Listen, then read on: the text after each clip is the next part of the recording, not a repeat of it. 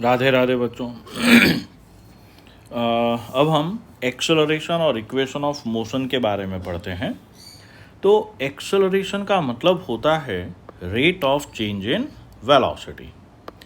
तो इसे हम लेते हैं A equal to D V by D T. अब वेलोसिटी की जगह रख दिया rate of change of position. तो एक्सेलरेशन जो है पोजीशन का सेकंड डेरिवेटिव है। अच्छा, वेलोसिटी का यूनिट क्या होता है? मीटर पर सेकंड डिवाइडेड बाय टाइम का यूनिट। तो ये हो गया मीटर पर सेकंड डिवाइडेड बाय टाइम का यूनिट। तो ये हमारे पास में हो जाएगा मीटर पर सेकंड इंटू 1/सेकंड। तो ये हो जाएगा मीटर पर सेकंड स्क्वायर। तो ये एक्सेलरेशन हो गया। ओके, अब direction of acceleration direction of velocity के बराबर हो गया, और हमारे दिमाग में आता है कि एक्सेलरेशन जो है फाइनल वेलोसिटी की डायरेक्शन में होता है, जबकि ये गलत है। तो ध्यान से हम देखेंगे तो एक्सेलरेशन तो क्या था? Delta V by delta T. तो acceleration is always parallel to change in velocity. ठीक है, direction of change in velocity.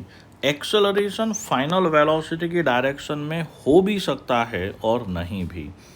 Routine में हम हमारे वीडियोस में न्यूमेरिकल्स कम लेते हैं, न्यूमेरिकल के लिए वीडियोस अलग हैं, लेकिन इस चीज़ को समझने के लिए हम ये न्यूमेरिकल समझते हैं।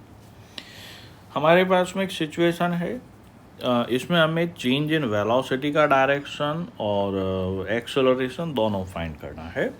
तो 1 सेकंड पर वेलोसिटी 10 आई कैप मीटर पर सेकंड है, 6 सेकंड पर 35 आई कैप मीटर पर सेकंड है। तो हमारे पास में change in velocity 35 I cap minus 10 I cap. Change in velocity आ गई भाई आई कैप में, फाइनल वेलोसिटी भी आई कैप में, और यहाँ पर एक्सेलरेशन जो आ गया वो 5 आई कैप मीटर पर सेकंड स्क्वायर। तो यहाँ पर acceleration, change in velocity, final velocity सब सेम डायरेक्शन में है। तो आगे सवाल समझें। t इक्वल टू 0 पर मान लीजिए वेलोसिटी 40 आई कैप मीटर पर सेकंड है। 4 सेकंड पर वेलोसिटी का मैग्नीट्यूड कम हो गया, 15 आई कैप मीटर पर सेकंड है। ध्यान रखना फाइनल वेलोसिटी आई कैप पर है। ओके, तो change in velocity 15 i cap minus 40 i cap minus 25 i cap metre पर सेकंड है। मतलब चेंज इन वेलोसिटी इस डायरेक्शन में है, फाइनल वेलोसिटी उस डायरेक्शन में है। तो एक्सेलरेशन जो आएगा ये नेगेटिव डायरेक्शन में आ गया। तो यहाँ पर एक्सेलरेशन चेंज इन वेलोसिटी के पैरेलल है, लेकिन फाइनल वेलोसिटी के पैरेलल नहीं है।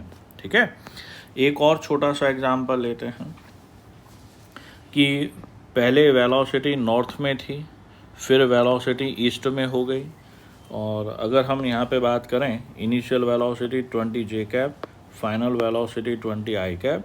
तो चेंज इन वेलोसिटी हमारे पास में 20 I cap minus 20 J cap, change in velocity हमारे इस तरफ आ गया। ठीक है, लेकिन फाइनल वेलोसिटी तो आपके इस तरफ थी। ओके, तो यहाँ पर एक्सेलरेशन ये आएगा। तो एक्सेलरेशन यहाँ पर चेंज इन वेलोसिटी के पैरेलल है। अब बहुत इंपॉर्टेंट पार्ट समझते हैं, इक्वेशन ऑफ मोशन। ठीक है, कैलकुलस मेथड से कर रहे हैं, ये एनसीईआरटी का सॉल्व एग्जाम्पल भी है। तो मान लीजिए हमारे पास में एक स्ट्रेट लाइन मोशन है जिसमें एक्सेलरेशन कांस्टेंट है। ये ओरिजिन ऑफ पोजीशन हुआ, t इक्वल टू 0 पर पार्टिकल की पोजीशन s0 थी, टाइम t पर पोजीशन st हो गई, और डिस्प्लेसमेंट हमारे पास में ये वाला होगा, और t इक्वल टू 0 पर वेलोसिटी u, टाइम t पर वेलोसिटी v है। तो एक्सेलरेशन जो होता है वो rate of change in velocity. तो integral D V equal to A D T. Right hand side में टाइम वेरिएबल है जो 0 से t चेंज हो रहा है, लेफ्ट हैंड साइड में वेलोसिटी वेरिएबल है जो u से v चेंज हो रही है। तो t इक्वल टू 0 पर वेलोसिटी u, टाइम t पर वेलोसिटी v। तो इसका जो इंटीग्रेशन आएगा वो v हो जाएगा, और इसका इंटीग्रेशन t। यहाँ पर upper limit minus lower limit करेंगे, तो ये हमारे पास में आ गया वेलोसिटी टाइम इक्वेशन। ठीक है, अब हम बात करें पोजीशन टाइम रिलेशन निकालना है, तो वेलोसिटी को ds बाई dt लिखेंगे। तो d s equal to u plus a t d t हो गया। इसी को थोड़ा सा सिंप्लीफाई कर दें तो ये आ गया। यहाँ पर भी हमने डायग्राम आपके ध्यान ही है, टी इक्वल टू 0 पर पोजीशन एस नॉट और टाइम टी पर पोजीशन एस टी आ जाएगा। ठीक है, तो डी एस का इंटीग्रेशन तो एस रहा, डी टी का इंटीग्रेशन टी रहा। यहाँ पर हमें ध्यान होना चाहिए कि x की पावर n का इंटीग्रेशन x की power n plus 1 upon n plus 1 होता है, तो टी डी टी का इंटीग्रेशन टी स्क्वायर बाई 2 है। तो वही upper limit minus lower limit करेंगे यहाँ पर भी और यहाँ पर भी। इसको सिंप्लीफाई कर रहे हैं तो हमारे पास में ये रिलेशन आया। लेफ्ट हैंड साइड पे ध्यान दें, ये final position minus initial position है, तो ये डिस्प्लेसमेंट टाइम रिलेशन है। अभी इसमें से केवल हम पोजीशन एट टाइम टी को सब्जेक्ट बनाएं, ये इक्वेशन रखें, तो ये पोजीशन टाइम रिलेशन है। ध्यान रखना, it is position time relation, ये डिस्टेंस नहीं बताता, पोजीशन बताता है। अब हम थर्ड इक्वेशन को डिराइव करते हैं, तो ये सिचुएशन हमने पहले भी देखी हुई है।